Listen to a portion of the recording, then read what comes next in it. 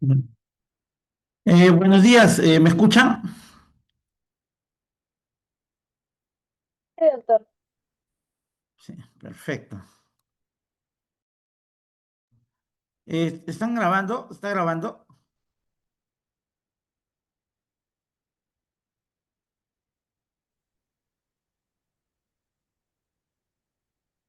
Sí, doctor, sí se está grabando.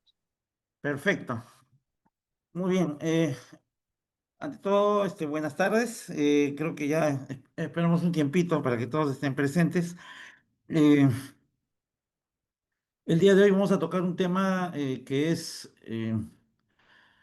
importante dentro de los diagnósticos diferenciales que se dan en el capítulo de neumología, sobre todo en las patologías pulmonares que muchas veces no son tomadas en consideración, pero aparecen dentro de los diagnósticos diferenciales, como son las micosis pulmonares y las parasitosis pulmonares. Eh, ¿Y en quiénes debemos sospechar de este grupo de pacientes en los cuales debemos hacer el diagnóstico diferencial y el tratamiento oportuno? En pacientes que tienen que están hospitalizados, ¿no? Y tienen una temperatura mayor, eh, una fiebre alta, 39, que parece virales, ¿no? 39 grados centígrados. En más de 72 horas, sobre todo en los pacientes que tienen una neutropenia severa. Muchas interconsultas nos llegan del servicio de hematología, por ejemplo, ¿no? Con estas características. Y nos piden un apoyo diagnóstico, ¿no? Bajo esta sospecha de una sobreinfección micótica. Los tratamientos de antibióticos de amplio espectro, sobre todo cuando tenemos pacientes con neumonías nosocomiales, ¿no? Y o neumonías aspirativas en las cuales la cobertura debe ser amplia. Eh, Hay una sobrepoblación micótica y pues por ende al hacer el barrido antibiótico tanto de patógenos buenos como patógenos malos que son los que condicionan la enfermedad puede producir esto. Y cuando hay una alta sospecha de ser por hongos, ¿qué es lo que vamos a tratar? Eh, hay muchas, ¿no? Y hay misceláneas, pero dentro de lo que nosotros hemos visto a través de los años, ¿no? Que llevamos en el servicio de neumología, hemos encontrado estos hongos que se identifican, ¿no? Mediante estudios, sea por cultivos o sea que han llegado pacientes con biopsia pulmonar, ¿no? Y tenemos estos hongos, ¿no? Que se presentan y son diagnósticos diferenciales en patología respiratoria. Hay muchos factores asociados los cuales nos hacen sospechar, ¿no? La inmunosupresión, sobre todo en pacientes con VIH, el uso de antibióticos de amplio espectro de forma prolongada. Cuando el paciente tiene un daño previo, sea daño pulmonar por neumonía, por tuberculosis, por infecciones virales como tos convulsiva o pues últimamente el COVID, pues dejan un daño, lo cual predispone a esto. Las personas que les gusta hacer turismo y les gusta visitar las cuevas, en los cuales al ingresar a las cuevas pisan las deyecciones de las aves o de los murciélagos y hacen de que estos hongos se movilicen, ¿no? Ya que a ellos les gusta el nitrógeno.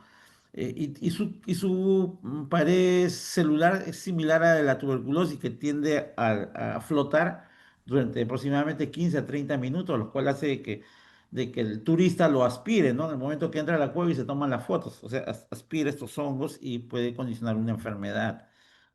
Los trabajadores que manipulan aves, ¿no? También son un factor condicionante, bueno, casi de manera similar por las deyecciones, ¿no?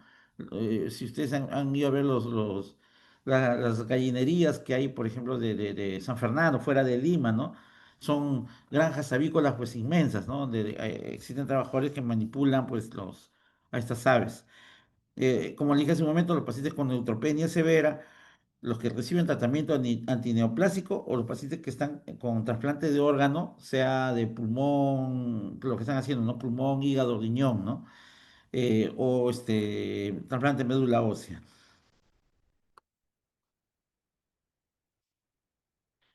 Las formas de infección que tenemos en micosis es por el mismo hongo, o sea, a través de la inhalación de esporas, lo que les comentaba hace un momento, ¿no? Lo de las deyecciones de aves y mamíferos como los vampiros que viven en las cuevas, a través de la vía hematógena sistémica por la sepsis, ¿no? Sobre infección bacteriana, ese es uno, por la respuesta inflamatoria, cuando hay problemas de micosis secular pulmonar, como por ejemplo los aspergilomas, ¿no? O por las reacciones de hipersensibilidad del cuerpo, como la aspergilosis broncopulmonar alérgica, que se parece mucho al asma, ¿no? Como diagnóstico diferencial.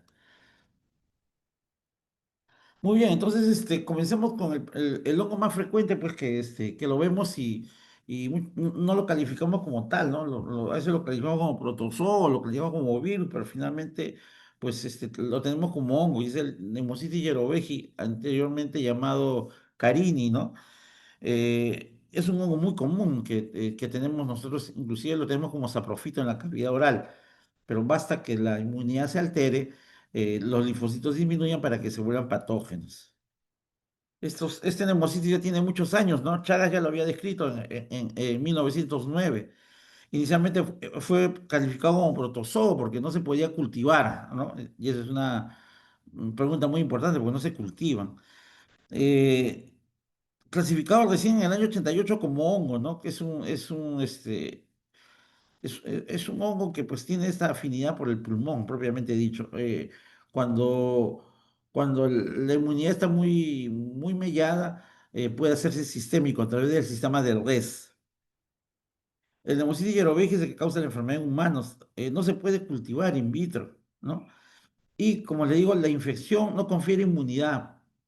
Lo que hacen los pacientes con VIH o SIDA, por ejemplo, cuando tienen un CD4 con el cuento linfocitario menos de 200, reciben terapia profiláctica, siempre, porque como les comento, esto lo tenemos en la boca, ¿no? O sea, es un germen común de la cavidad oral. Y en este grupo de pacientes quienes la inmunidad disminuye, ¿no? Y el encuentro CD4 se vuelven patógenos porque les da la posibilidad de poder colonizar los alveolos y por ende producir todo el proceso que ustedes lo conocen de una neumonitis pulmonar, ¿no? Como una neumonía atípica. Eh, el inicio de la enfermedad, cuando hay inmunosupresión, es, pues, como le digo, lo tenemos latente. Se transmite de persona a persona vía respiratoria. Nosotros somos portadores asintomáticos y pues casi el 95% de que tienen CD4 menos 200 son los que hacen las enfermedades, ¿no? Esa es la forma de crecimiento, ¿no? Donde el neumocitis va madurando de tal manera que es, eh, va cambiando y propiamente en el alveolo se va volviendo patógeno.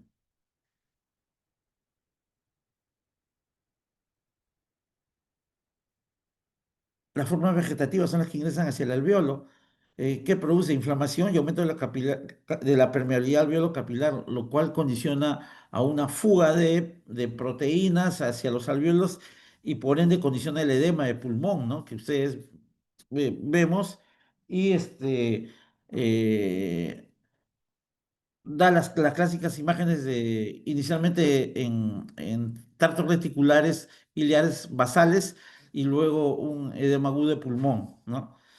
Es por el proceso inflamatorio.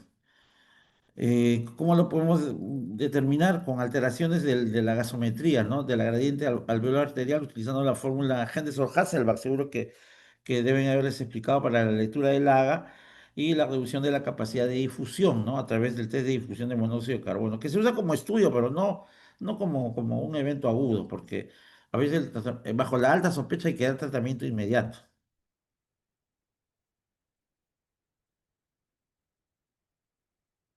Lo que les comentaba, ¿no? Si los linfocitos CD4 están disminuidos, pues va a migrar, ¿no? Las formas tróficas hacia los alveolos.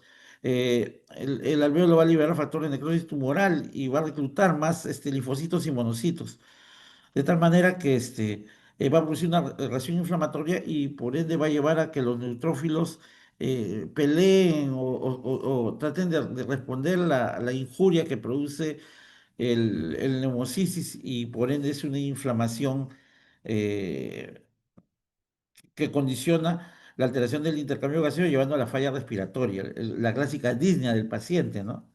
Por eso muchas veces eh, los tratamientos con sulfas, que es el tratamiento para esta infección micótica, hay que agregarles corticoide.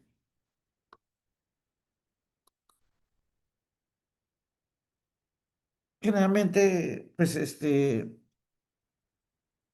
enfermedad, pues, se fue descrita, como le dije, por Chagas y en el año 1942 en los guetos de Holanda se encontró una neumonía en niños que producía una muerte por insuficiencia, disnea, tos seca e insuficiencia respiratoria. Entonces, se descubrió esta enfermedad en esos años en las zonas, pues, en los guetos eh, de Holanda, porque un paciente moría de esa manera, ¿no? Y nuevamente en los años 80 fue descrita pues en la comunidad homosexual, ¿no? Inicialmente en la comunidad homosexual con esta misma característica y que posteriormente fue heterosexual y dio el camino para la, la presencia de este hongo en pacientes con un cuadro caracterizado por disnea progresiva, llevando a la insuficiencia respiratoria, tos seca, una febrícula, ¿no? Y muchas complicaciones. Muchas veces como el patrón es intersticial, inclusive cuando hacíamos la ocultación no encontrábamos nada, porque nosotros los hemos visto, ¿no? Y no había mucha sintomatología, pero en la imagen tomográfica ya veíamos las clásicas imágenes reticulares. Claro, tiene la predilección por el pulmón, pero cuando hay una inmunidad muy baja, sobre todo en los pacientes que reciben terapias inmunosupresoras, no VIH, pues la manifestación extrapulmonar es más alta, ¿no? En los pacientes con leucemia, con linfomas o con cáncer, con tratamientos biológicos o quimioterápicos es más intensa y puede ir hacia otros órganos, como los ganglios linfáticos, vaso, hígado o médula ósea, que es la productora. Entonces, estas características, pues, nos dan dos grupos de pacientes con neumocistosis. Pacientes con VIH y pacientes sin VIH. El paciente con VIH va a ser mejor tratado que el paciente sin VIH, porque el paciente con VIH, como tenemos una alta sospecha y hacemos el diagnóstico, hay que hacerle una broncofiloscopía con lavado bronquiolo alveolar. Y si la broncoscopía con lavado bronquiolo alveolar, pues nos da positivo, como generalmente nos sucede por las tinciones que se hacen en la muestra, es más fácil de poder diagnosticarlo, a diferencia de los pacientes sin VIH, que no es más difícil de poder identificarlos. ¿Por qué? Porque el número de microorganismos está aumentado en los pacientes con VIH y los pacientes sin VIH está disminuido. Eh, Como les decía, ¿no? Es una, eh, al tener una respuesta del, de los neutrófilos, es una respuesta, ya más agresiva, ¿no? Más agresiva en cuanto a los pacientes con VIH, a diferencia de los pacientes sin VIH.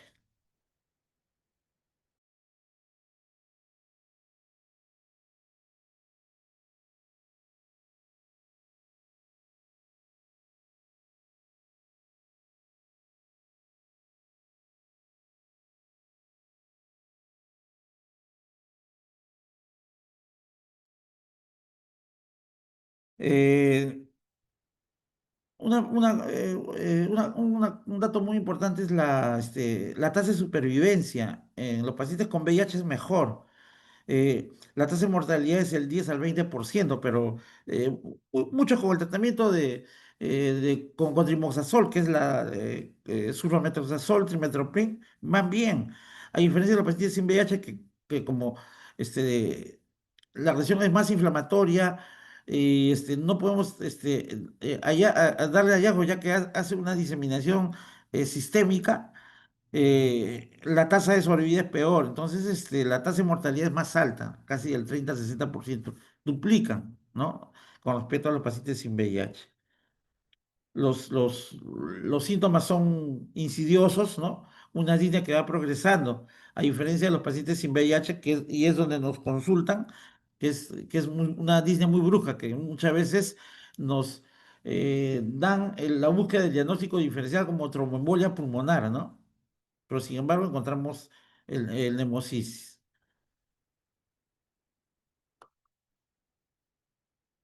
Lo inicial, pues, no son los infiltrados periliares bilaterales, ¿no? Intersticiales, lo cual, pues, nos dan un pseudo diagnóstico de una neumonía atípica, pero ya sabemos que las diferenciaciones de neumonía típica y atípica ya no se dan porque infecciones virales o hongos pueden hacer manifestaciones de condensación. Entonces, la definición solo es académica, semiológica, más no práctica, porque eh, vemos todo, ¿no? De todo tipo de patologías, tanto con condensación como infiltrados.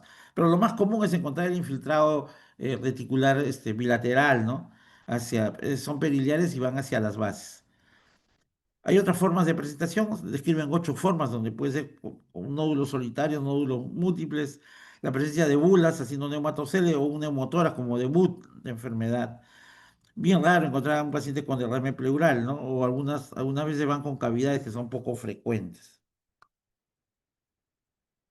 Aquí es un proceso más avanzado, ¿no? Donde pues la imagen en vídeo ilustrado se comporta como un edema pulmonar y el paciente puede llegar inclusive a intubarse y estar en ventilación mecánica, ¿no?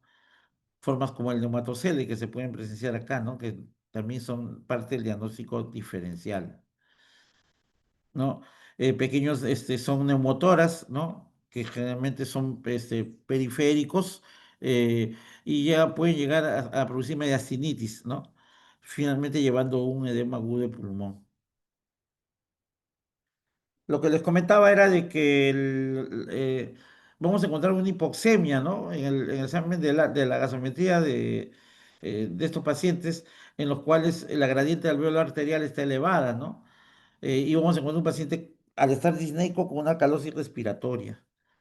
Eh, si utilizamos la fórmula pues del AGA, ¿no? Para determinar la, el gas que hay en la arteria con respecto al gas que hay en el alveolo, pues nos va a dar el resultado, ¿no? Que, se, que es uno aplicando la fórmula del gas alveolar, que es la 740 menos 47 sobre por la fracción inspiratoria menos la presión del CO2 sobre 0,8, que es la constante calorimétrica. Esto nos va a dar la presión alveolar y se resta de la presión arterial que está en el AGA, ¿no? Y ese es el cálculo de la gradiente, que se va a encontrar elevada. El LDH refleja el grado de injuria pulmonar y nos sirve, ¿no? Como un marcador, sobre todo, sí nos sirve como un marcador, sobre todo para el uso del corticoide, ¿no? Pero no es un marcador específico de la enfermedad, solo nos habla del grado de inflamación. Obviamente, como es una enfermedad intersticial, pues el té de infusión va a estar anormal, pero nosotros no, cuando es un evento agudo no lo pedimos, ¿no? Esto ya está en la literatura, pero obviamente si es una enfermedad de estas características, la gradiente está alterada.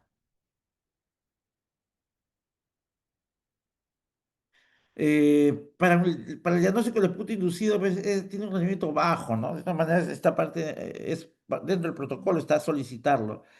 El gol estándar, pues, es el lavado bronquial alveolar, donde se hace el recuento y el teñido, ¿no? No se olviden que no se cultiva. Cuando no tenemos un diagnóstico y tenemos la sospecha y no podemos dar tratamiento, algunos o hacen la prueba terapéutica con cotrimoxazol o vamos a la biopsia de pulmón o un aspirador nasofaríngeo para dar el diagnóstico definitivo. Encontramos tinciones, ¿no? Tanto en la coloración de Yemsa, ¿no? Como Gomori, ¿no? Que son estas tinciones. El más común es el de Yemsa, que estamos viendo en la parte superior izquierda, ¿no? Es así como lo encuentra el laboratorista y lo describe, ¿no? Y lo envía para confirmar el diagnóstico. Otras técnicas ya menos frecuentes es la reacción en cadena de polimerasa, ¿no? ya que como hay poca carga micótica, se recomienda en pacientes que no son VIH, ¿no? Donde pues es un poco más difícil de poder encontrar la muestra. De forma regular, el ensayo de beta-glicano pues es un componente de la pared celular de todos los hongos, por lo tanto no es un diagnóstico definitivo de la enfermedad. Solo nos va a decir que es un hongo, pero que puede ser múltiples causas. Puede ser los otros que vamos a ver a continuación, ¿no? Histoplasmosis, aspergilosis cavitada crónica. Entonces, la sensibilidad es alta, pero la especificidad es un poco más baja, no es específica. No es específico para neumocitis yerobegia. Cuando sospechamos que el paciente puede morir, porque nos ha pasado y hemos tenido pacientes que han fallecido con neumocistosis. El grado de neumonía, el grado de compromiso pulmonar, sobre todo cuando van a distrés respiratorio y ventilación mecánica, la parte final de la neumocistosis, los infiltrados extensos, la presencia de fibrosis y edema, ¿no? Perintersticial. Pacientes que tienen edad avanzada, sobre todo que tienen pues manejo biológico o inmunosupresor tales como la quimioterapia, ¿no? Cuando son pacientes oncológicos. Las posteriores repeticiones, ¿no? De los eventos, los que tienen hemoglobina muy baja por el problema del transportador. El transportador de nosotros es la hemoglobina. Y si no hay hemoglobina, entonces no hay glóbulos rojos y no hay transporte de oxígeno. Entonces lleva más a una insuficiencia respiratoria. Eso va a continuación del otro porque es la presión arterial baja, ¿no? Y si se encuentra en el estadio SIDA, la asociación con sarcoma de Kaposi le da más mortalidad al proceso. No olvidarse que el sarcoma de Kaposi es un indicativo de SIDA, estadio SIDA, ¿no? Para los pacientes con VIH. Lo que ya les comenté, ¿no? La tasa de mortalidad es más baja, el SIDA, que las infecciones e inmunosuprimidos. Entonces, hay que tener bastante cuidado en los pacientes que tienen estos factores de riesgo por la mortalidad que tienen, ¿no? Ya se ha visto, ya lo hemos, tanto en las áreas de medicina como en las áreas de hematología o UCI, pues se pueden presentar estos casos. El tratamiento es el clásico sulfamethoxazol, trimethoprim, que es el Bactrim, cotrimoxazol o sulfa, ¿no? 4 a 5 miligramos vía endovenosa o vía oral 3 veces al día durante 14 a 21 días. Se inicia antes de confirmar el diagnóstico, bajo la alta sospecha, como lo hemos comentado hace un momento, antes de llegar al lavado bronquial alveolar, si el paciente está en franco deterioro, nosotros le iniciamos el tratamiento. Generalmente le iniciamos vía endovenosa, no le damos oral. Le damos oral cuando ya nos garantiza que el paciente está yendo bien con el tratamiento y evitamos también el efecto secundario de la gastritis, ¿no? Que es el que pues condiciona este medicamento, salvo que haya eventos severos, ¿no? Eh, y se usa durante 14 a 21 días, ¿no? Realmente 21 días, porque después de pasarlo a vía endovenosa lo pasamos a vía oral. Hay efectos secundarios como el exantema, cuando hay personas alérgicas a las sulfas, neutropenia, fiebre y hepatitis medicamentosa. No hemos llegado, felizmente digo, no hemos llegado a utilizar la pentamidina porque los pacientes con hemocitis y Ehrlich son sensibles a las sulfas y no nos condiciona mayor problema, pero está indicado en vía endovenosa 4 miligramos por kilo, ¿no? Aerosol no tenemos, se usa en los Estados Unidos, pero no tenemos nosotros acá. Hay otros efectos secundarios que hay que tener bastante consideración, que es la hipoglicemia, la hipotensión y la insuficiencia renal aguda. La literatura describe pues a tobacona 750 miligramos 2 veces al día, pero no lo hemos utilizado. Hemos llegado hasta pentamidina, nada más. Eh, ¿En quienes asociamos el uso de corticoides? Acuérdense que el tratamiento en sí produce un edema agudo, ¿no? La respuesta inflamatoria del incremento de la permeabilidad del alvéolo con la arteria. Entonces, nosotros agarramos corticoides a los pacientes que tienen una presión de oxígeno menor de 70 milímetros de mercurio y la gradiente alvéolo capilar mayor de 35, de acuerdo a la fórmula, ¿no? Que les comenté. Entonces damos una dosis de desescalamiento. Prednisona 40 miligramos cada 12 horas del primero al quinto día, asociado a la terapia endovenosa, Prednisona 40 miligramos cada 24 horas durante 5 días más, lo cual ya van siendo 10. Y prednisona 20 miligramos cada 24 horas hasta completar 21 días, que es el tratamiento en general eh, de la neumocistosis. Muy bien, ese es el hongo más frecuente, pues, ¿no? Lo que pasa es que como, pues, no lo tomamos en cuenta, o lo tomamos en cuenta específicamente cuando, pues, hay una, hay un, hay un paciente generalmente joven con disney y que llega a la emergencia y hay infiltrados, pues lo sospechamos. Esta entidad es un poquito más difícil porque sí, cuesta identificarlos, y generalmente lo hacemos por descarte dentro de los diagnósticos diferenciales. La pergilosis es un hongo descrito pues ya en el año 1700, ¿no? Por Micheli, lo cual pues la forma de la cabeza se parece al bastón que tiene el sacerdote. Cuando ustedes van a misa el domingo a confesar sus pecados, el sacerdote pasa por el pasadizo y comienza a echarle el agua bendita, ¿no? Entonces ellos tienen como un bastón y la cabeza tiene una forma de un conidio, ¿no? Y por eso se llama aspergillum, ¿no? Ahí viene el nombre. Entonces, la característica similar al bastón dio por darle el nombre a este hongo. Es un hongo filamentoso y alino, de distribución universal, no está específico en algunas zonas, es cosmopolita. Y aparece generalmente en forma de brotes hospitalarios o en obras de remodelación, donde se arreglan es por la humedad de las casas, ¿no? La más común es el Aspergillus fumigatus, aunque hemos encontrado también otros casos, como Flavus, Niger, Pteridus o Lentulus. Tiene formas locales y formas inmunológicas y formas invasivas, sobre todo en los huéspedes con inmunosupresión, ¿no? Inmunocomprometidos. Podemos obtener la aspergilosis crónica cavitada, ¿no? Fibrosante secuelar y la necrotizante inmunosuprimidos que destruye el pulmón. La saprofítica que puede presentarse a nivel nasal, auditivo, o es un aspergiloma pulmonar, que es una bola de pelos de aspergillus que crecen sobre una lesión preformada, formando una bola fúngica y que su característica es de producir hemoptisis masiva, ¿no? Es la causa más frecuente de hemoptisis masiva en el Perú, ¿no? El aspergiloma pulmonar, eh, que es diferente a la causa más frecuente de hemoptisis, que son las bronquiectasias, no es la tuberculosis, son las bronquiectasias, que es diferente a la forma más hemoptizante, exsanguinante que hay en enfermedades micóticas, como es el mucor. El mucor es una entidad rara, pero pues cuando sangra, sangra más de 1 litro, ¿no? No, te llena un balde de pintura, como lo hemos podido ver alguna vez. Y la forma alérgica como la perigilosis broncopulmonar alérgica que simula, es una enfermedad micótica que es similar al asma bronquial y que está dentro de los diagnósticos diferenciales como asma de difícil manejo.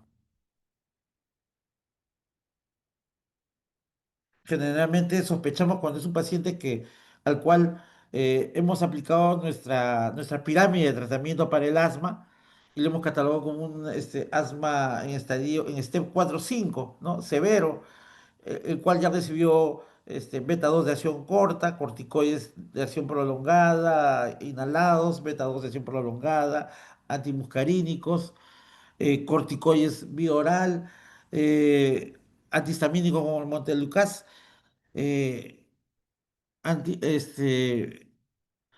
le hemos dado bromuro y últimamente estamos dando antimuscarínicos de acción prolongada como el tiotropium, ¿no? Y sin embargo, el paciente no mejora, sigue silbando, sigue disneico, entonces hay que considerar los diagnósticos diferenciales como esta entidad que es la pergilosis broncopulmonar alérgica. Después vamos a hablar de la parasitosis y otro día, pues, eh, cuando hablen de vasculitis y hablen de Schur-Strauss, también tiene una característica similar, ¿no? Pero en este caso, la aspergilosis broncopulmonar alérgica hay que considerarla por las regiones de hipersensibilidad, un asma mal controlado, una tos productiva que tiende a producir mucosidad, que su característica se adhiere al bronquio y uno elimina la flema como si fuesen pedazos reproducidos de bronquio, ¿no? Pegados y salen con las estrías bronquiales. Entonces, sale la flema como molde, espeso. Y en la tomografía de tórax vamos a encontrar bronquitasias centrales, no periféricas, centrales y simétricas. Sus criterios es una historia de asma, son infiltrados pulmonares con franca eosinofilia en sangre y esputo y una reacción de hipersensibilidad cutánea al antígeno del aspergillus. Son criterios menos utilizados las precipitinas antiaspergillus en suero, la inmunoglobulina E, los tapones que les mencionaba en la expectoración y el aislamiento en secreción nasal o secreción oral, porque pueden ser colonizantes también.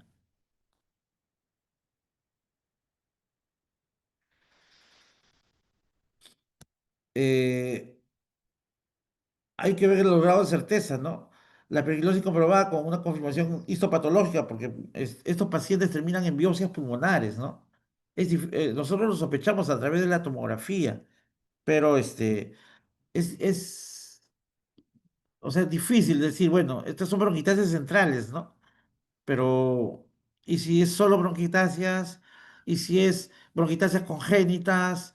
¿Y si es una secuela tuberculosa? ¿Si es una secuela de neumonía, una secuela de COVID? Entonces, pues no da la duda, pero sí, sí su característica de que son centrales, ¿no? Entonces, nos da una alta sospecha. Es por eso que buscamos estos criterios de certeza, ¿no? Vemos los factores de riesgo, signos radiológicos y microbiológicos y solicitamos el galactomanano, ¿no? Que se libera cuando las cifras se van dividiendo. Entonces, eh, un examen serológico o a través de la broncofiloscopía es la presencia del galactomanano, ¿no? El 1, 2, 3 beta-glucano es como el de la pared del hongo y como les mencionaba anteriormente, no es, es sensible, sí, pero no es específico. En cuanto a pergilosis, pueden haber muchas formas de presentación, ¿no? Pueden inclusive aparecer los nódulos con el signo del halo, ¿no? O imagen de condensación, ¿no? En estos casos, o la presencia clásica de de la cavidad con contenido dentro.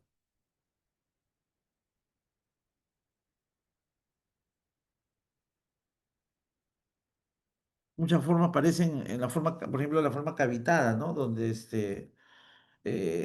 simula una tuberculosis, ¿no? En la cual tenemos muchas cavitaciones en el pulmón y es lo que nosotros llamamos la aspergilosis cavitada. El diagnóstico, pues es estándar, ¿no? Generalmente vamos hacia la biopsia por toracoscopía. Podemos usar el VAL con lavado bronquial alveolar, ¿no? La VIPA, que es el ingreso con una aguja a través de la zona del pulmón cercana a la periferia, o una toracoscopía, ¿no? Que es en sala de operaciones. El hemocultivo es limitado, o sea, no es nos ayuda bastante, pero no es definitivo. Tiene una sensibilidad del 20%.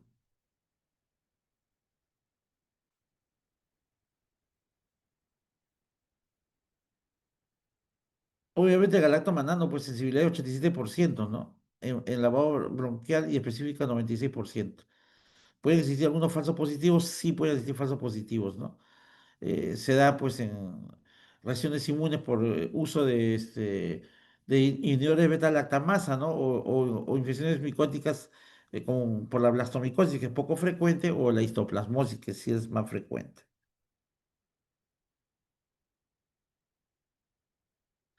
Los tratamientos va a depender, ¿no? Por ejemplo, para la aspergilosis invasiva usamos el voriconazol o podemos usar el anfotericin B con el riesgo de que nos pueda producir una lesión renal. O sea, nosotros tenemos que tener cuidado porque cuando usamos el anfotericin tenemos que medir la creatinina, ya que tiende a producir un AQI, ¿no? Entonces, en la medida que vamos dando por el criterio de gravedad, vamos dando el endovenoso, hay que estar controlando pues, la creatinina.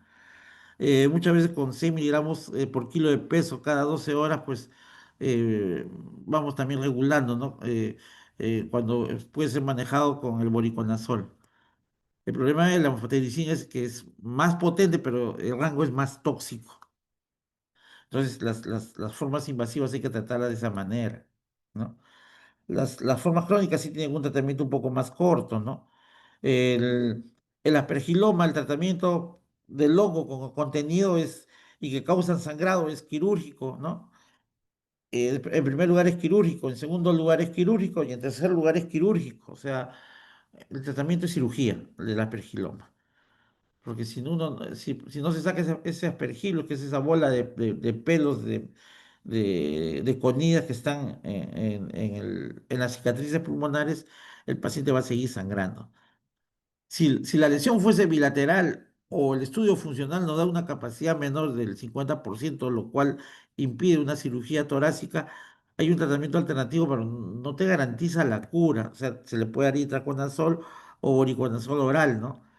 Pero es un periodo un poco más largo de 6 meses, pero sin la garantía de que el paciente se va a sanar.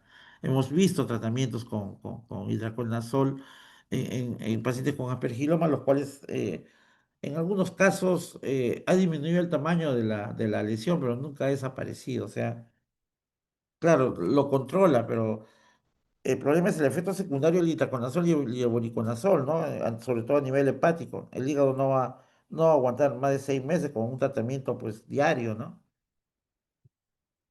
De manera similar, la pergilosis pulmonar crónica cavitaria, que está dentro del diagnóstico diferencial de tuberculosis, podemos darle voriconazol o itraconazol, ¿no? Eh, y la pergilosis broncopulmonar alérgica, ahí, como es un poco discutible. La indicación es itraconazol, que se puede dar sí o no con los corticoides, ¿no? Eh, Hay dos teorías bien marcadas en las cuales pues dicen que o le damos solo el antimicótico porque es antimicótico y dos, damos el antimicótico más el antiinflamatorio esteroideo, ¿no? Porque desencadena esta enfermedad un proceso inflamatorio. Entonces nosotros optamos por dar, pues, en la consulta externa damos itraconazol eh, y damos corticoides por lo menos 2 meses con dosis de desescalamiento.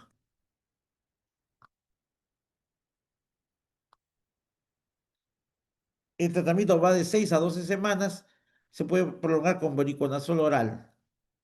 Generalmente pedimos un control a los 6 meses, ¿no? Para no estarlo taqueando, ¿no? Mucha tomografía, tampoco no es bueno. Ojo que la negativización del galactomanano no es suficiente como un criterio para suspender tratamiento. Es evolución del paciente, ¿no? Ahora, para mejorar los procesos, si es que existe un proceso de inmunosupresión, hay que garantizar que la inmunosupresión esté controlada, porque si no, nuevamente se vuelve a colonizar y a producir una nueva infección. Esas son las más frecuentes, ¿no? Ya menos frecuentes y sí tiene zonas de localización. Son estas enfermedades micóticas que aparecen en el canal de Panamá, ¿no? Inicialmente se vio cuando pues, los trabajadores que construyeron el canal comenzaron a morir de una fiebre media rara, ¿no? Y Darling lo describe, ¿no? Darling, y le pone el nombre de enfermedad de Darling. Eran los pacientes, las personas que estaban abriendo el trecho entre el Océano Pacífico y el Océano Atlántico, ¿no? Y se vio que finalmente pues esta enfermedad de Darling era producida por un hongo que se llama histoplasmosis pulmonar, ¿no? Que tiene unas zonas un poco más definidas, ¿no? En el Perú pues lo tenemos en la selva central, ¿no? Fue la forma más frecuente. Pero también pues en zonas, en general, pues hay en los Estados Unidos y en el Brasil hasta Bolivia, ¿no? Es cosmopolita, pero tiene algunas zonas específicas de acción. Estos son unos ascomicetos, ¿no? Que tienen una forma de micelio cuando están a 25 grados o levadura a 37, que es la forma infectante. Era lo que les comentaba, ¿no? La infección son los suelos contaminados con las excretas de las aves, murciélagos y materiales orgánicos que tienen, pues, nitrato. La primera infección es asintomática y aparentemente aparece como una gripe. La diseminación de enfermedad, que es en bala de perdigón, ocurre en la infancia o en pacientes que tienen inmunosupresión severa y son sensibles a esto, ¿no? Esas son la forma de micelios, la forma infectante y la forma de levadura, que es la forma grave de enfermedad. Los micelios entran, viven como colonizantes, pero la forma de levadura a temperatura elevada la hace patógena, ¿no? Este es el clásico ciclo, pues, de las excretas de los animales, los cuales, pues, por la pared beta-1-glicano, tiende a flotar en el ambiente y la persona que está ahí tiene entre 15 a 30 minutos para aspirarla y llega hacia pulmón, ¿no? Donde va a desarrollar la enfermedad. Hay formas clínicas, ¿no? De la histoplasmosis. Hay una forma aguda, ¿no? Y eso va a depender de la cantidad de conidos aspirados, porque puede producir una gripe hasta una insuficiencia respiratoria, dependiendo hasta dónde te metes en la cueva, ¿no? Eh, y la placa de pulmones la van a describir como una neumonitis aguda, similar a la neumocistosis, que dura 2 semanas y a veces se caracteriza porque tienen fiebre y sudoración y muchas veces se asustan porque piensan que es una tuberculosis. La forma crónica son sintomáticos respiratorios, con radiografía, todas aparecen cavitaciones y los tejidos fibróticos que son a predominio de los lóbulos superiores, donde entra la mayor concentración de oxígeno. Por eso le digo, similar a los pacientes con tuberculosis. Y la forma diseminada progresiva en pacientes con inmunosupresión severa o con falla multiorgánica, ¿no? La forma miliar es similar a la síndrome de estrés respiratorio del adulto, que son formas diseminadas y graves de enfermedad.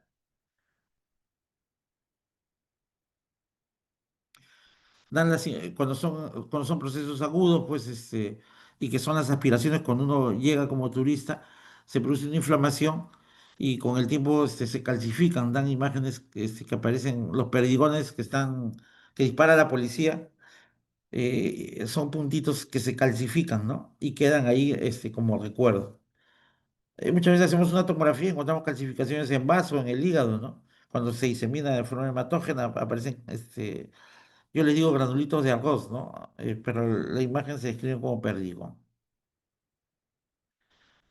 Cuando hay una diseminación progresiva y es un paciente que pues entra con gravedad, las imágenes similan una TBC miliar, ¿no? O una carcinomatosis bronquial alveolar. Por lo tanto, hay que tener como diagnóstico diferencial esta entidad. Si tenemos el factor de riesgo y la zona donde la persona habitaba o ha estado en contacto. La histoplasmosis pulmonar crónica son lesiones pues progresivas, ¿no? Que se van necrosando y van formando cavidades por infarto del tejido pulmonar. Buscan las anormalidades en las zonas de mayor concentración de oxígeno, que son las apicales, tanto en el segmento 1 como en el segmento 6, ¿no? De los lóbulos inferiores. Y esto se retrae y van produciendo lesiones cicatriciales retráctiles, ¿no? Se semejan a la milia, no, no están, pero sí tiene componente bilateral, ¿no? Acá dan imágenes se ven pequeños nuditos ahí en las zonas que atraviesan el tercio externo, ¿no? Que se supone que son vasculares y nos dan la forma miliar, ¿no? En pacientes que tienen una diseminación invasiva.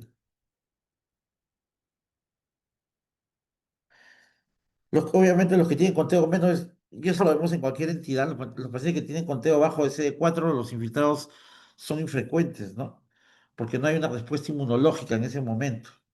Cuando mejora la inmunidad se hace más tóxico y son más evidentes. Su patrón radiológico, como les comenté hace un momento, se recuerda a la neumonía por neumocistosis o la tuberculosis miliar, ¿no?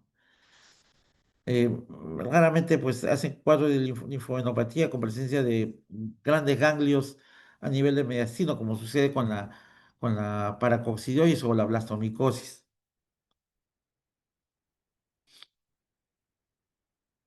En este caso hay que definir el diagnóstico, ya que son patologías poco frecuentes, pero están en diagnóstico diferencial, ¿no? A veces los cultivos son positivos en un 70%. Igual los mielocultivos positivos entre 69 y 84%. Puede ser aislador de secreciones, sí. Eh, el problema es que hay que definir un tratamiento lo más pronto, ¿no? Y esos hongos son de crecimiento lento, entonces nos demora mucho esperar el cultivo para poder dar el tratamiento. Los diagnósticos diferenciales, la histoplasmosis, neumonía, pergilosis, blastomicosis, la presencia de tumores carcinoides que dan imágenes miliares, la presencia de linfoma por los ganglios, el mediastino, la colitis ulcerosa por los ganglios del mediastino, la forma de presentación radiológica por la neumocistosis, la sarcoidosis por la presencia también de los ganglios centrales, mediastinales, cualquier otro micoplasma, clamidia, TBC o neoplasia, como el carcinoma bronquial alveolar, que son el cáncer que da, es el único cáncer que da formas miliares, ¿no? ¿Cuáles son las complicaciones que tiene esta enfermedad? La presencia de granulomas mediastinales, ¿no? Sobre todo cuando se caseifican, pueden producir obstrucción bronquial o puede llevar a producir fístulas, ya que es una secreción gaseosa, que es el calcio, que cae en el granuloma y esto. Ustedes recordarán que el mediastino es una zona donde la zona debe estar estéril, o sea, no puede caer nada. Y pues si cae el calcio, pues va a producir una mediastinitis, ¿no? Y si no produce una mediastinitis, la salida de la pus va a requerir que se formen caminos anormales y es lo que condiciona las fístulas traqueoesofágicas. Hay también formas de la fibrosis mediastinal, ¿no? Por una respuesta inflamatoria excesiva, en lo cual, pues, sobre todo causa disnea, ¿no? Y el pulmón, el tejido mediastinal se va volviendo como un estuche, un casquete, ¿no? Que impide la respiración, perdón, el latido cardíaco por compresión. Puede ir asociado a pericarditis en un 30%, pero tiene que tener el derrame pleural y que es de tipo bilateral. De manera igual, al ser una patología pues muy peligrosa, ¿no? Diseminante, pues, se utiliza la anfotericina, 3 a 5 miligramos por kilo día, ¿no? Se da por lo menos 14 días o ante la mejoría clínica se le retira y se le cambia por un voriconazol, ¿no? Por algún otro medicamento. Eh, la terapia endovenosa inicial se continúa hasta que el paciente se encuentra febril, entonces ya pasamos a vía oral y continúa el tratamiento. El tratamiento puede durar pues hasta un año, ¿no? Y es el manejo que se da con el itraconazol bioral. Eh, ¿Cuándo es que terminamos el tratamiento, no? Sobre todo cuando el paciente tiene un CD4 mayor de 250 por más de 6 meses. Si este baja, pues, y hay síntomas de enfermedad, hay que reiniciar el tratamiento. Como le digo, dependiendo del grado de toxicidad, porque podemos reiniciar tratamiento con itaconazol o podemos dar terapia endovenosa con la anfotericina si es un cuadro grave, ¿no?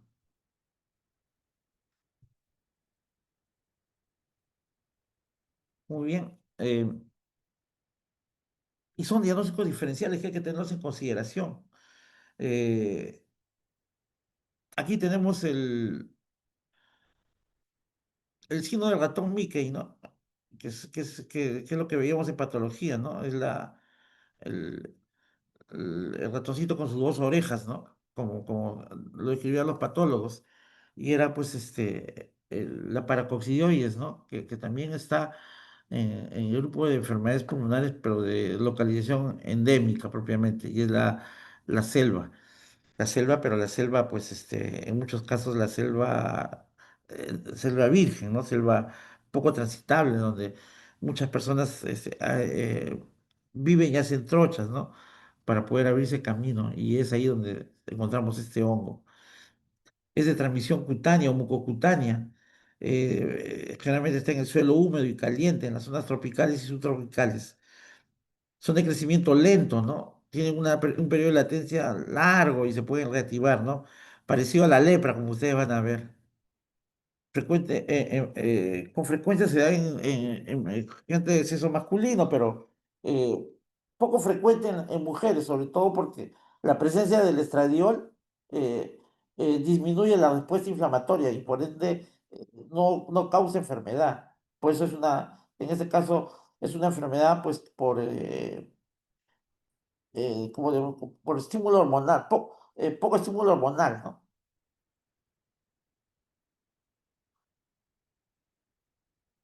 Afecta pulmones, piel, mucosas y ganglios, ¿no? Puede tener una forma juvenil, que es aguda o subaguda, que afecta al sistema endotelial, el cual comprende a hígado, vaso, ¿no? Y ganglios. Eh, en cambio, la forma del adulto es un poquito más insidiosa, con manifestaciones locales y diseminada, como vamos a ver, ¿no? Produce destrucción del tejido, ¿no? Afecta a la mucosa orofaringea. Es que muchas veces la costumbre en la zona de la selva es limpiarse los dientes con pajitas, y muchas veces las pajitas están contaminadas con este hongo. Entonces, al limpiarse los dientes, se meten el hongo entre los dientes y se caen fácilmente y producen úlceras orales. En la boca produce estomatitis multiforme y en el paladar exulceraciones de bordes irregulares de color rojo violáceo. Eh, Se le conoce como la boca del tapir, ¿no? Esa es la característica clínica de esta entidad, ¿no? Como vemos ahí en el lado derecho al paciente, el cual tiene la boca destruida. Afecta labios, paladar y mucosa orofaringea. Úlceras mucosas en boca, nariz y también se presenta en los intestinos. La voz le cambia, el paciente no puede deglutir los alimentos. Presenta ganglios cervicales y submaxilares produciendo físulas parecidas a las escrófulas tuberculosas. Puede producir tos productiva, purulenta y dolor, fiebre y un síndrome intestinal asociado.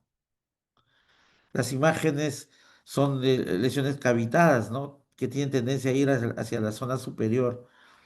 Hay una asociación muy alta en cuanto a la presencia de paracoccidiosis, y tuberculosis, por si acaso. Hemos encontrado que hay a la vez que encontramos paracoccidiosis, encontramos tuberculosis. El tratamiento es itraconazol, 200 miligramos cada 12 horas por 6 meses, y si está el paciente muy grave, anfotericin B vía endovenosa, ¿no? Para casos muy graves.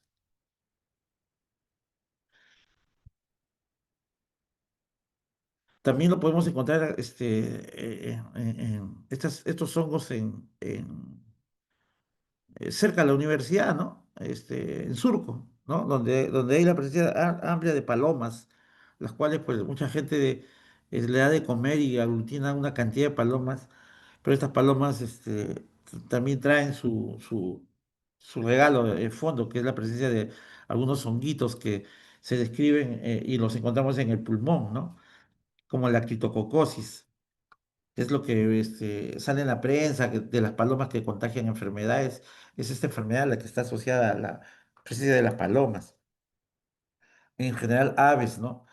Siendo el agente infeccioso el Cryptococcus neoformes, y su condición es la disminución de inmunidad, una forma pulmonar primaria sintomática, y el paciente, para hacer la enfermedad en el pulmón, primeramente hace una lesión en el sistema nervioso.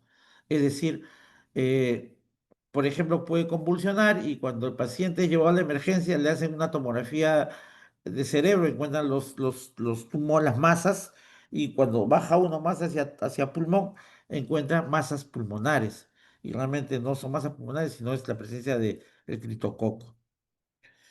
Eh, Eso generalmente está asociado, lo hemos visto en VIH, por ejemplo, pero que es inmunosupresión transitoria, pero en los inmunocompetentes existe la variedad subespecie Gatti, ¿no?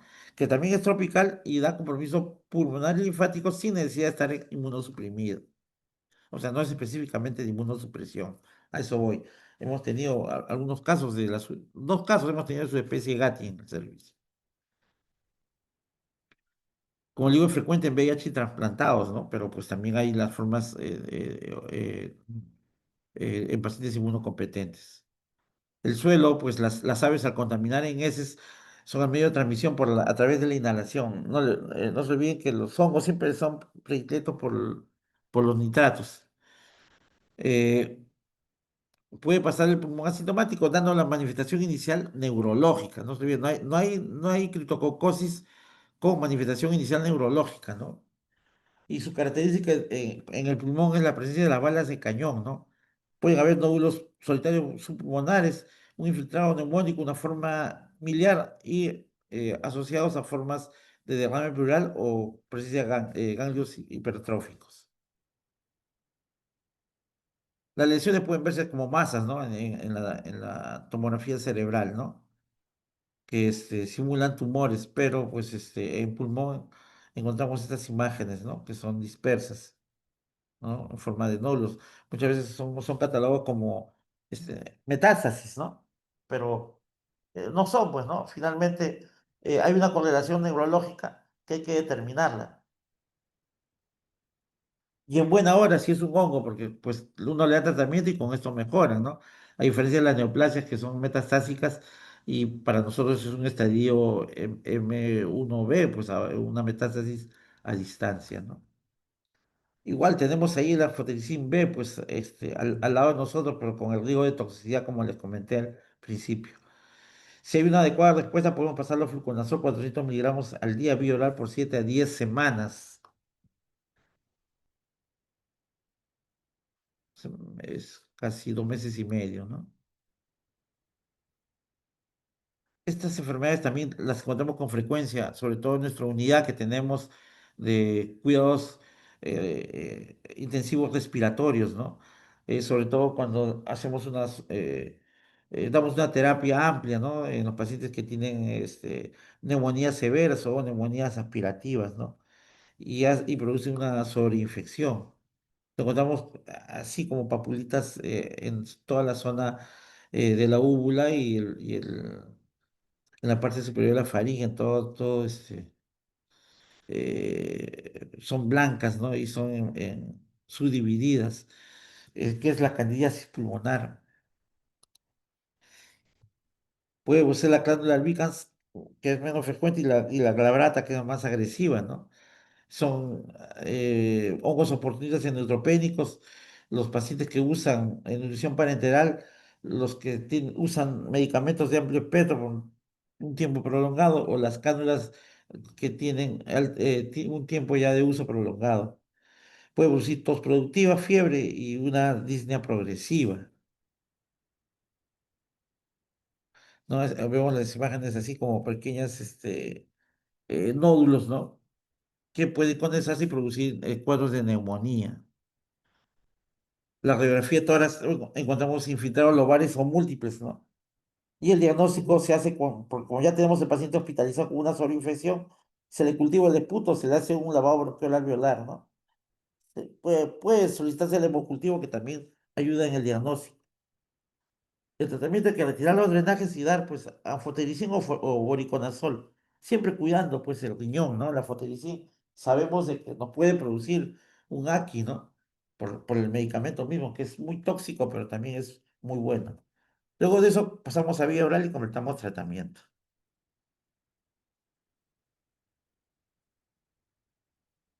Muy bien, ese es el primer punto y el segundo punto es sobre la parasitosis. En hongos, pues es común hacer el diagnóstico diferencial, pero en parasitosis muchas veces son entidades que aparecen de sorpresa y nosotros no las tenemos en consideración. Pero pues sus mecanismos de infección son a través del ciclo vital del parásito, eh, secundarias por infección de un órgano adjunto, como por ejemplo el hígado, o la forma de invasión directa del parásito no por el parásito mismo, sino por la respuesta inmune del mismo. ¿Cuáles son los mecanismos de infección? Desatan una respuesta inmunológica tipo IgE, formando complejos inmunes, ¿no? Que destruyen al parásito y luego son eliminados por los macrófagos. Si estos se quedan en sangre, desarrollan una reacción con la presencia de inmunosensibilidad tipo 3 con la asociación de antígeno-anticuerpos, ¿no? Produciendo cuadros de neumonitis. Eh, ¿Cuáles son los parásitos más frecuentes que tenemos, no? Tenemos el Ascaris lumbricoides, el Strongyloides estercolaris, las uncinarias, que es el anquilostoma y el necator que producen la uncinariasis, ¿no? Y poco frecuente, pero ubicado en las zonas de Madre de Dios, la Wuchereria bancrofti.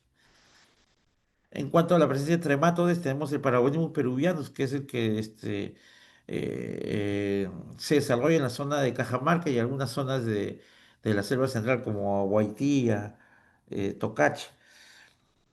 Eh, de manera similar, en la zona de Madre de Dios y frontera con Brasil, la esquistosomiasis producida por el esquistosoma amazónica hay que tenerlas en consideración.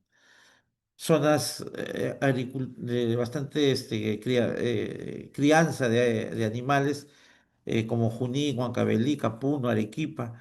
eh, Tenemos pues la presencia de equinococos granulosos y algunas tenias. Hay protozoos como la meo histolítica, Plasmodium falciparum y el Toxoplasma gondii que pueden producir también enfermedades en el pulmón, ¿no?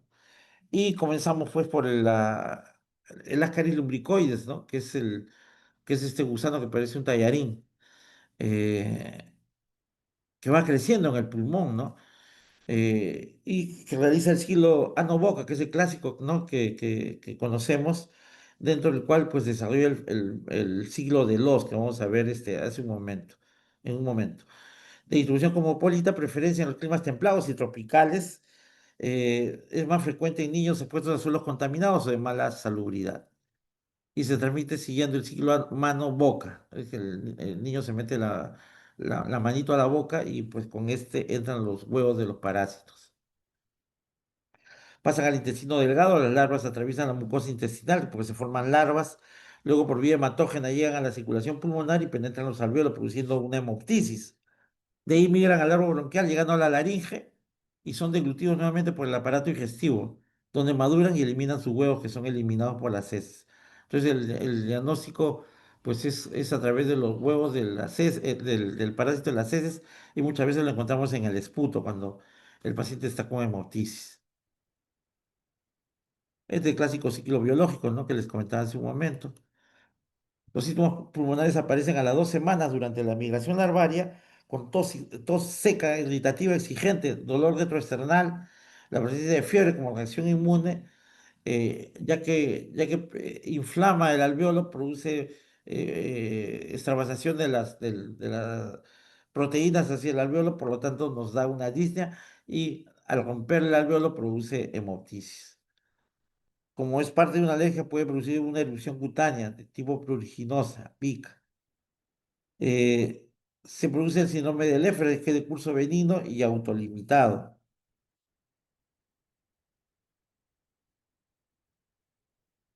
Todo este camino es lo que llamamos nosotros el ciclo de los, que lo producen el Ascaris, el Strongyloides y las mucinarias, ¿no? Que es, pues, te puede penetrar por la boca, la mucosa intestinal se absorbe, va al hígado, corazón derecho y nuevamente va al pulmón, repitiendo el ciclo. ¿No? Este es los tiempos que hay en cuanto a la presencia del parásito y la diseminación de enfermedad, ¿no? Cuando rompen el endotelio produce pues el sangrado, como vemos acá, ¿no? Acá vemos la larva del ascaris, pues que va creciendo y va rompiendo todo el alveolo. Y que es el síndrome de Leffler, ¿no? Que también es muy comentado en cuanto al diagnóstico diferencial. Es la presencia de infiltrados parenquimales que no tienen una definición lobar, o sea, no comprometen todo el lóbulo del pulmón.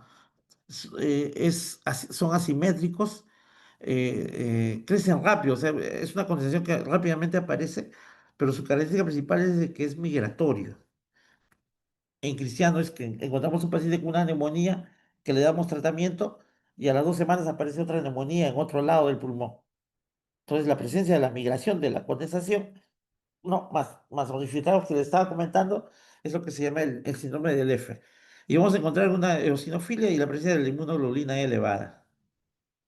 El diagnóstico es aislamiento de los huevos del Ascaris en heces, en esputo o un aspirado gástrico cuando no puede eliminar la flema, ¿no? Su tratamiento es albendazol, 400 miligramos día por 3 días y se puede repetir. Mebendazol, 500 miligramos por día por 3 días y se puede repetir. Cuando hay una reacción muy inflamatoria, podemos agregarle corticoides por un periodo corto de tiempo, ¿no? Y hay que controlarlos en 2 a 4 semanas con un nuevo, eh, eh, busca de parásitos en esputo y en heces.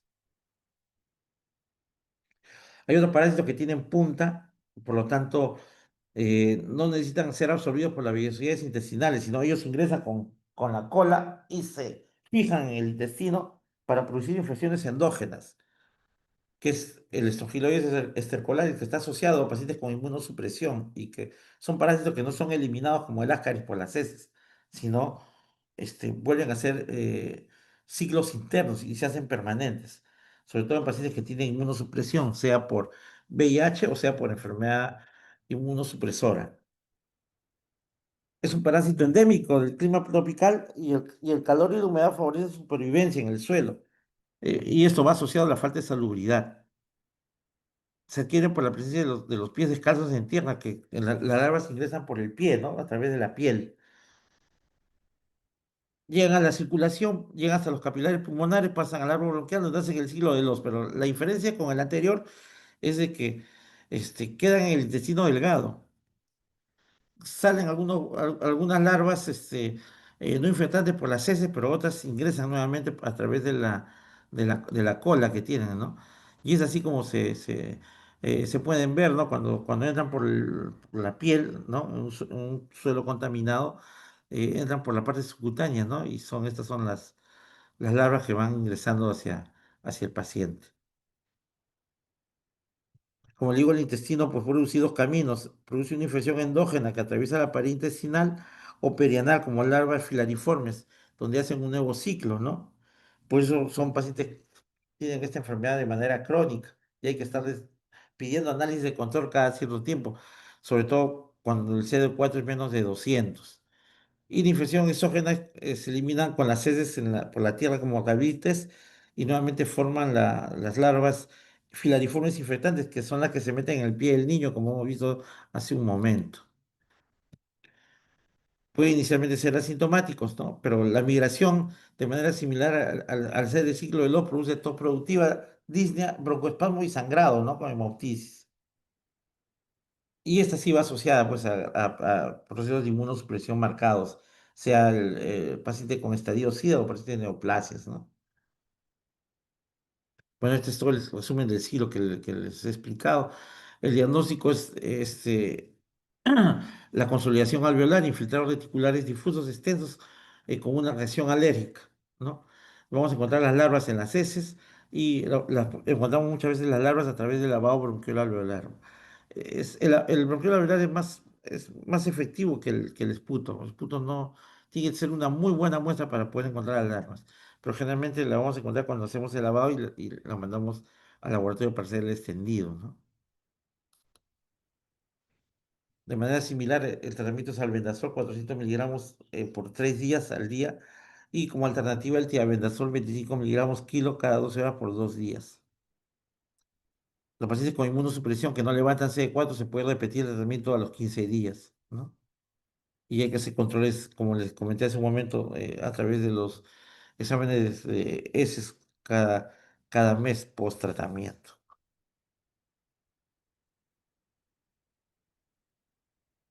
El tercer grupo, que son las uncinarias, generalmente están en las zonas mineras, en zonas de altura, pero que también de manera similar ingresan por la vía subcutánea, ¿no? En los pies descalzos de los niños o la gente adulta que camina sin zapatos y que son aprovechados por este parásito para ingresar, ¿no? Que puede ser el de tipo europeo, que es el Ankylostoma duodenale, o el americano, como propiamente dicho, es el Necator americanus. El hombre se infecta al contactar el pie con la tierra contaminada con las heces, ¿no? Produce al penetrar produce una lesión muy, muy pruriginosa, ¿no? Llega a la circulación a los capilares pulmonares y al intestino. El problema es que en el intestino pueden producir sangrado, llevando a la anemia. Maduran y ponen huevos que se eliminan por las heces. Más o menos una vista macroscópica del anquilostoma es es la boca que tiene, ¿no? Con los dientes ahí, que son los que muerden la mucosa intestinal y producen sangrado. Y por ende hay pérdidas de sangre no precisada, ¿no? Eh, Inicialmente, el cual termina haciéndose un TB en ese para poder determinar si es que hay el sangrado o no. Pero son estos dientes que mueren la mucosa y pues por ende anemizan al paciente. El ciclo es similar al de los ácaros con el ciclo de los, ¿no? Mueren las vellosidades intestinales y producen gran sangrado y anemia hipocrómica. Pérdida más de proteínas en sangre similar al estrongiloides. El signo de las uncinarias es la anemia, ¿no? Penetran de manera similar al estrongiloide por la piel a través de los dedos. Y hay que estudiarlos y ver que hacer la prueba de Tevenon, que es la sangre oculta en heces, y va con hipoproteinemia, malnutrición y de manera similar aumento de los eosinófilos y el síndrome de Leffer, con manifestaciones pulmonares, ¿no? El tratamiento al vendasol, 400 miligramos por 3 días, y mebendazol como segunda alternativa, 100 miligramos cada 12 horas por 3 días. Hay que hacer un control a las 2 a 4 semanas, y si nuevamente están ahí, hay que volverle a reiniciar el tratamiento. Menos frecuente, pero también ustedes ven acá la presencia subcutánea de los, ¿no? del parásito. Eh, aquí,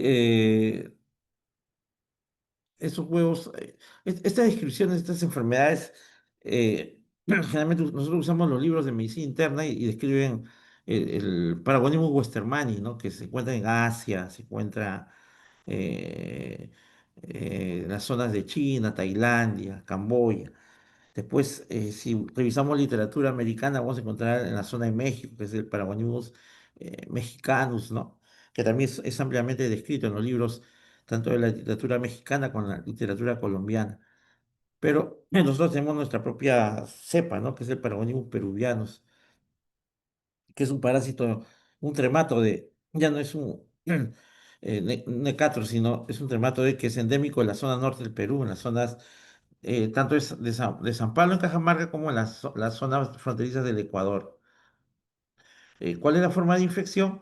Es la presencia de los cangrejos crudos que se comen como ceviche y donde se encuentra el Paragonimus en forma larvaria, ¿no?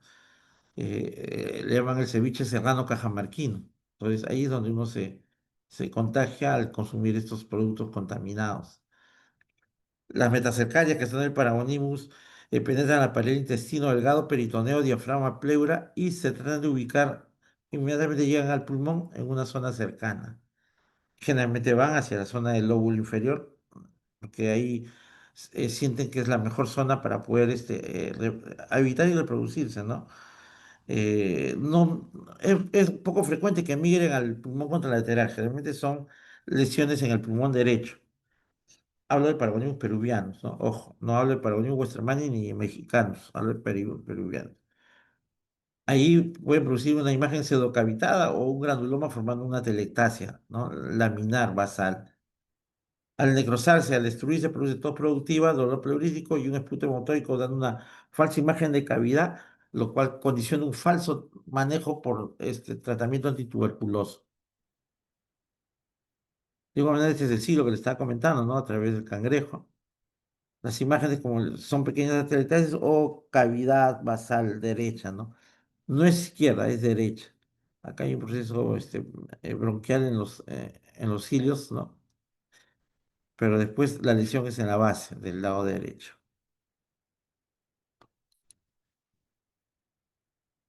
La cavidad pequeña o frecuente, atelectasia basal derecha, y vamos a encontrar huevos en heces o en esputo. Hay que reportar esta enfermedad porque son enfermedades de reporte. El tratamiento es praziquantel 25 miligramos por kilo 3 veces al día durante 3 días, ¿no?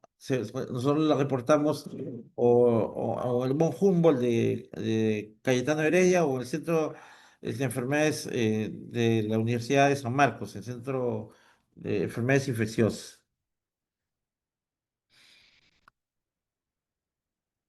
Ese es otro parásito que también es poco frecuente, ¿no? Pero sí, sí está en las zonas fronterizas con Brasil. Y la selva de Puno, en la zona de Sandia, ¿no? Donde están extrayendo el oro ilegal, causado por el esquizosoma manzoni.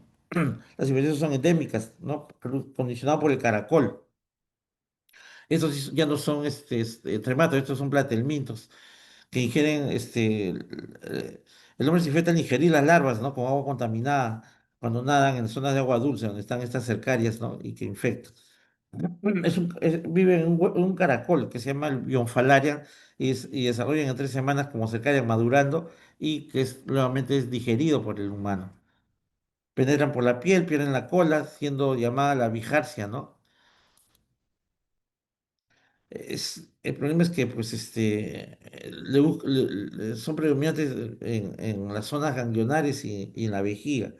Penetran la piel y tejido celular subcutáneo. Por la circulación van a los vasos pulmonares, los vasos mesentéricos y portales. Se vuelven adultos y ponen huevos en el intestino y vejiga, donde migran a través de la circulación venosa. Se han descrito muchos casos en vejiga, como esta presencia de estos parásitos, que tienen que ir a cirugía definitivamente.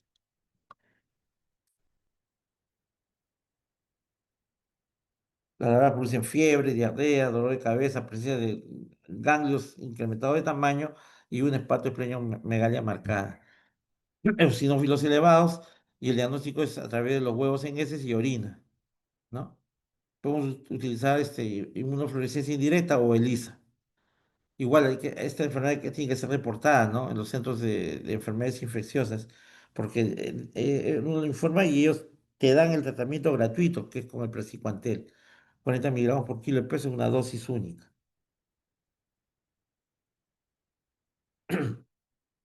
Hay otras enfermedades pues, porteñas, ¿no? Que están asociadas a la crianza de ganado, ¿no? Como en este caso vemos ahí las ovejitas. Y es el equinococcus. El equinococcus es una enfermedad pues, causada por la equinococosis causada por el equinococcus granulosus, que es frecuente en la zona donde se cría ganado. El hombre sencillamente es un huésped intermediario, porque el perro o el lobo o el zorro es el huésped definitivo. Ese es el ciclo que vamos a explicar a continuación. El hombre se infecta al ingerir los huevos luego que se desarrollan en la parte alta del intestino. La larva llega a la circulación portal y de ahí van al hígado, donde puede producir una equivocosis hepática. Forman quistes y de ahí migran al pulmón o hacia el mediastino. Entonces, llega un momento en que el quiste que se va formando se rompe y liberan los escólices, ¿no? Que son los parásitos pequeños y que producen una reacción anafiláctica y migran produciendo otros nódulos de esa característica. Entonces, eh, hay que tener mucho cuidado cuando uno pues, evalúa solo un quiste, porque podemos tener quistes tanto en el hígado como en el pulmón y puede ir inclusive hasta zonas de cerebro o vejiga, donde muchas veces se ha descrito. Uy, uy, la alergia. Em, el color no es tan así. Aquí creo que el color es más, nacarado, no es tan celeste. Es más nacarado. Es como la imagen de la derecha. Cuando está la bolsa llena, ¿no? Es un quiste que no se agota y que lo han sacado de cirugía, pero generalmente es nacarado. Es más, nosotros muchas veces, cuando ya lo encontramos roto, en la broncoscopía con una pinza vamos sacando eh, la, la cobertura, la membrana, vamos sacando las membranas, ¿no? Cuando ya el quiste ciático está roto. Y son de color nacarado, no son tan celestes. Presenta tos seca, dolor torácico y la famosa vómica, que es el vómito salado, ¿no? Porque al vomitar salado estamos eliminando todo el contenido del quiste. Puede producir esputo motórico, sí. En la radiografía ahora vamos a encontrar una masa pulmonar y si se rompe el quiste vamos a encontrar eosinofilia. Los diagnósticos que inicialmente se utilizaban, el arco quinto, que ya no se usa, la ELISA sí, el Western blot también como definitivo, ¿no? Porque busca la ubicación de los compuestos del quiste, tanto en la pared como en los escólices, ¿no? Cuando se van aspirando. El signo del nenúfar, que es la presencia de una cavidad con un sobrenadante en la base, ¿no? Son como las plantas que tienden a crecer sobre el agua, ¿no? Cuando uno, por ejemplo, uno va al Parque de las Leyendas y encontramos la flor de loto, ¿no? Cuando uno sale de la zona sierra y va por el puente va a ver bastantes plantas que están flotando en el agua. Esa planta se llama flor de loto y la flor de loto tiende a flotar sobre el agua, ¿no? En otros países le llaman el nenúfar, por eso le dicen el signo del nenúfar, que es la planta sobrenadante sobre el agua, ¿no? Y y es la imagen que se tiene del equinococcus, ¿no? Pueden ser cuando se rompen y dan una pequeña entrada, es como si estuviera semilleno el quiste, le llaman el signo del menisco. En mi época todavía ya casi no usaban el Casoni, pero da muchos falsos positivos. Aún se utiliza el arco quinto en algunos centros, ya no es tanto, pero el ELISA sí, te da una sensibilidad del 90 y una especie casi 90-95. Finalmente, el Western Blot es el diagnóstico definitivo, ¿no? Que te da un 100% de confiabilidad. Yo diría 99.9999, porque no existe, en medicina no existe el valor absoluto, tanto para arriba como para abajo, no hay valores absolutos. El tratamiento es cirugía con recesión del quiste ciático. Puedo dar, a veces los cirujanos no quieren operar porque como está activo y se ha roto, prefieren recibir tratamiento, que nosotros le demos tratamiento médico con albendazol a dosis de 10 miligramos por kilo, 2 veces salieron de 3 meses. Pero ya más o menos a mes y medio ya lo comienzan a programar para una cirugía, porque ellos dicen que tienen que entrar en limpio, porque si se mueve el quiste y si se rompe más, puede ser de que haga diseminación. Entonces, ellos prefieren tener la lesión controlada y una vez que está la lesión controlada, hacen la resección de todo este parásito. Muy bien.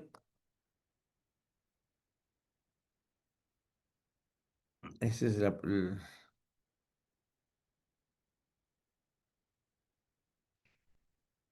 es el nuevo parásito, que es la mebiasis. La mebiasis causada por la enfermedad histolítica es de distribución cosmopolita, pues, ¿no? Tiene su característica, pues se produce por una ingesta de agua contaminada con perforación del diafragma, produciendo un absceso hepático. Y como le decía hace un momento, el absceso hepático va hacia pulmón provocando un empiema. Son cuando pones un tubo de drenaje o haces una toracostesis, vas a encontrar el famoso líquido achocolatado, como el chocolate, ¿no? Llega a producir un absceso pulmonar. Este es igual de manera similar, ¿no?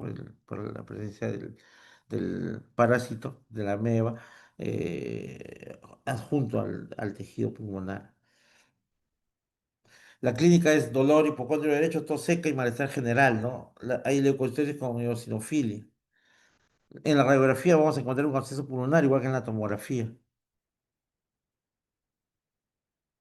Y el diagnóstico definitivo va a ser la presencia de los trofosoditos en esputo o el aspirado bronquial en búsqueda de amebas, ¿no? Es así, ¿no? Entonces uno, pues, toma la muestra y se la lleva. Puede ser que, pues, el derrame pleural haga de que se realice una toracocentesis y se le coloca un tubo de drenaje, el cual, pues, va a emanar secreción achocolatada, ¿no? Como dice la definición. Y el tratamiento ya es diferente, es con metronidazol, se considera como, pues, una infección abdominal con extensión a pulmón. 500 a 750 miligramos cada 8 horas por 7 a 10 días. Alternativa a nitazoxanida es una droga pues, que se usa, no se usa mucho. Con el metronidazol controlamos los procesos infecciosos porque tiene baja capacidad de resistencia. Eh, se puede hacer un drenaje percutáneo con aguja fina y luego una cirugía resectiva, ¿no? De este paciente.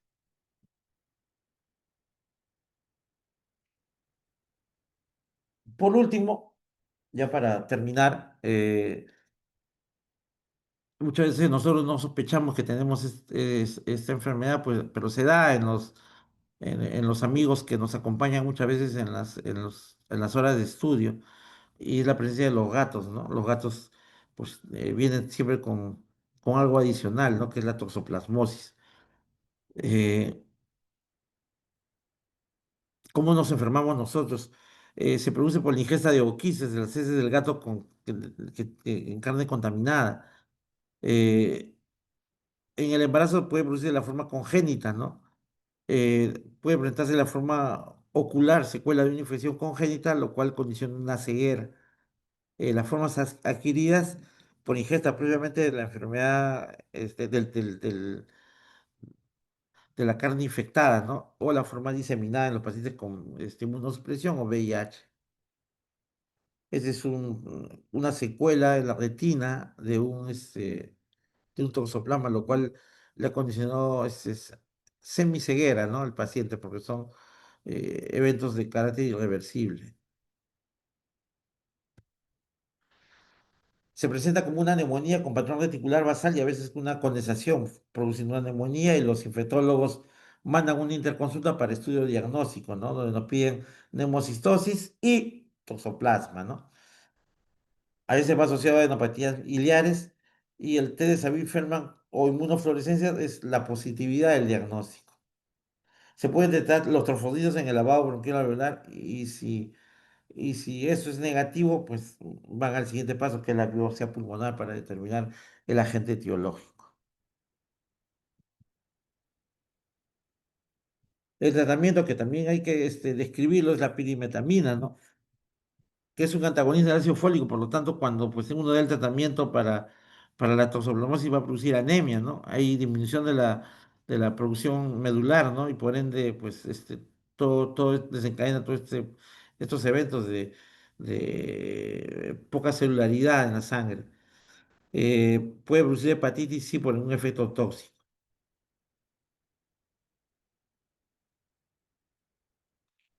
Muy bien, creo que es la última. He tratado de completar dos clases en una, porque antes eran separadas, ahora las tengo que hacer juntas. Y eso sería todo, ¿no? Cualquier consulta con todo gusto.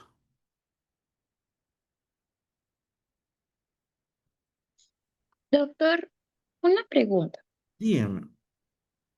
Si tengo un paciente que está recibiendo tratamiento antituberculoso, o sea, está recibiendo esquema de TB sensible, pero que Ya. ha presentado una coinfección con histoplasmosis pulmonar, ¿cómo sería el tratamiento en ese paciente? ¿También se le Eh, da itraconazol? Sí se da, con el riesgo de que produzca un problema hepático, sí, pero no se puede dejar de tratar el hongo.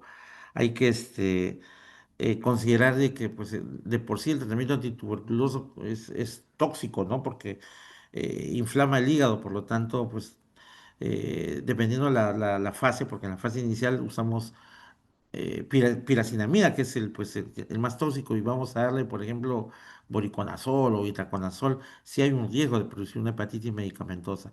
Pero antes de darle el tratamiento, debemos hacerle un control de un perfil hepático para saber, y repetirlo en 72 horas para saber su condición, cómo va con el tratamiento, porque si se eleva mucho, pues nos va a perjudicar el tratamiento tuberculoso, porque vamos a tener que suspenderlo.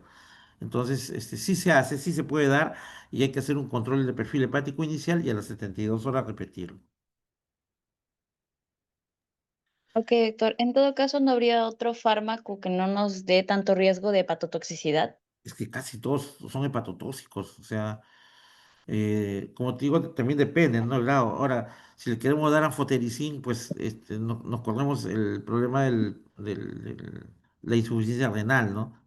Lo hemos dado, inclusive hace pues 2 a 3 semanas hemos tenido un paciente con micosis y le hemos dado anfotericin.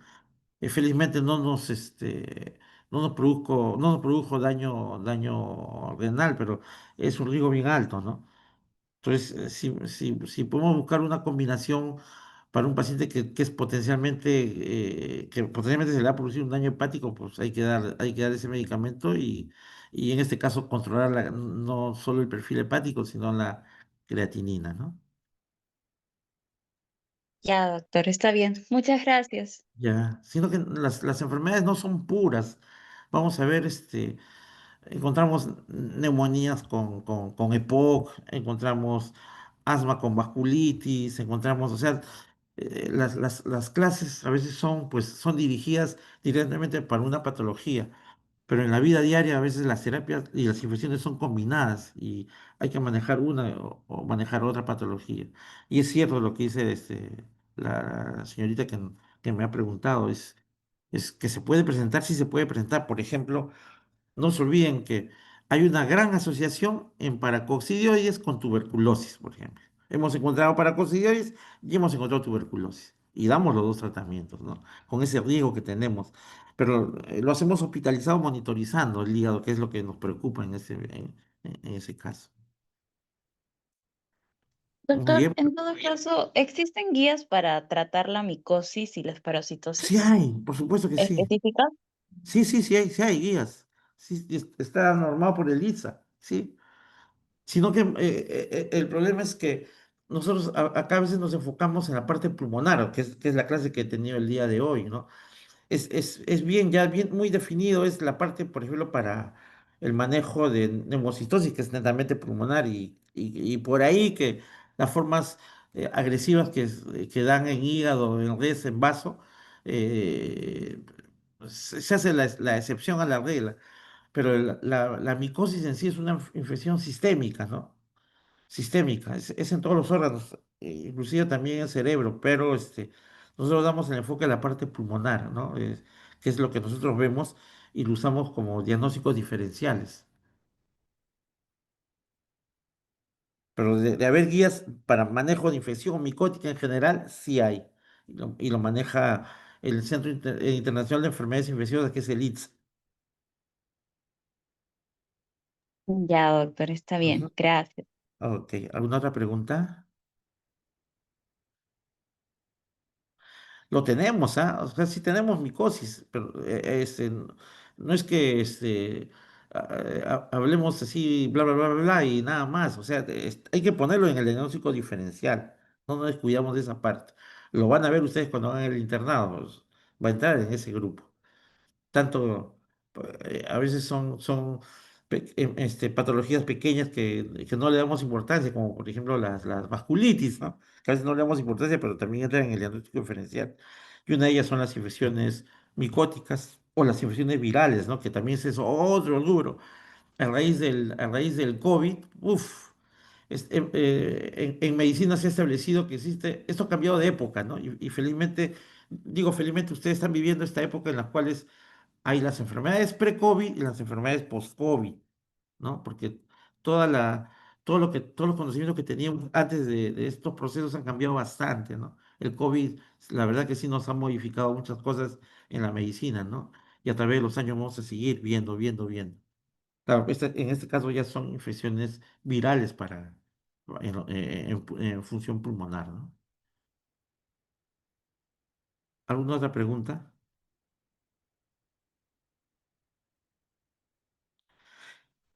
Muy bien, doctores, muchas gracias por su atención.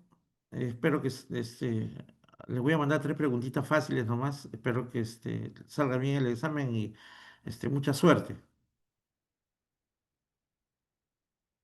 Muchas gracias también.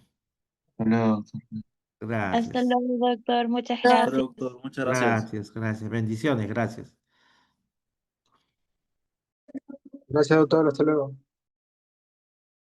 Hasta luego, gracias.